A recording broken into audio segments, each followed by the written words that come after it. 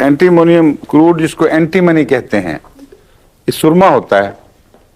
जो हमारे अक्सर सुरमा जो देसी चलता है ना, उसमें एंटीमोनियम के पाउडर पे वो मिला देते हैं मुख्तलिफ दवाएं, और उससे हर एक का अपना अपना सुरमा बन जाता है, मगर उसका बेस जो है एंटीमनी ही है।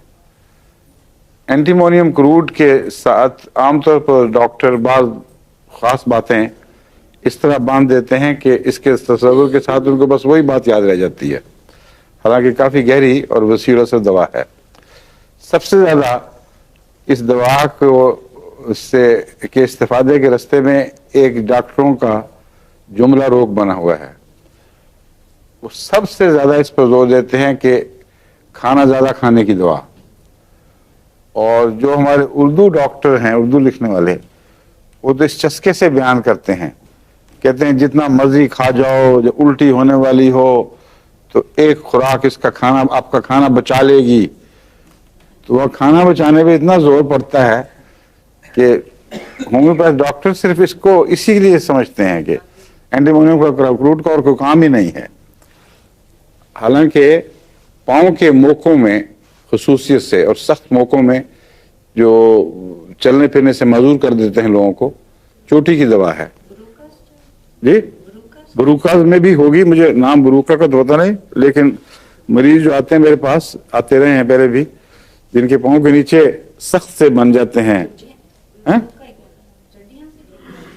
चंडियां जैसी। चंडी तो और चीज है, वो तो चौड़ी सी फैली हुई होती है, ये कील की तरह चीज निकलती है, बरूका। हाँ, और दूसरा मोका जिसको हम कहते हैं, उंगलियों वगैरह के मोके, और नाखून के बिगड़ने से इसका बड़ा ताल्लुक है। और नाखून जब बिगड़ते हैं तो जरूर जिस्म में कोई गहरी कमजोरी होती है, इसलिए मैं इसे डिपेक्टिंग समझता हूं। बुढ़ापे में भी नाखूनों की शक्ल बिगड़ जाती है, जिसके मतलब है कि पूरा जिस्म में खून सही दौर नहीं कर रहा जी।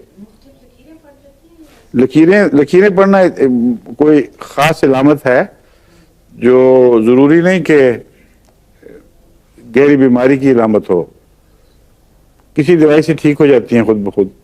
मेरी लकीरें पड़ी थी, अब कोई लकीर नहीं रही, बिल्कुल साफ हो गए हैं। 3-4 लकीरें पड़ी थी और पता नहीं मैंने क्या खाया, मुझे याद भी नहीं, लेकिन बिल्कुल शफाफ हो गए हैं, साफ।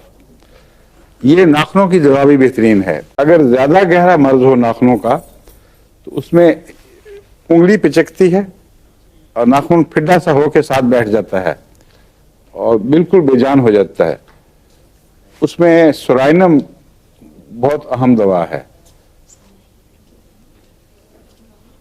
सोराइनम 1000 ताकत में मैं इस्तेमाल करता हूँ और अल्लाह के फजल से ये मुफीद है। और दूसरे ज़रूरी बहुत है, क्योंकि नाखून के मुतालिक मेरा यही तासुर है कि जब जिस्म में गहरी कमजोरियां पैदा हो जाएं तो उसका नाखूनों पर असर पड़ता है।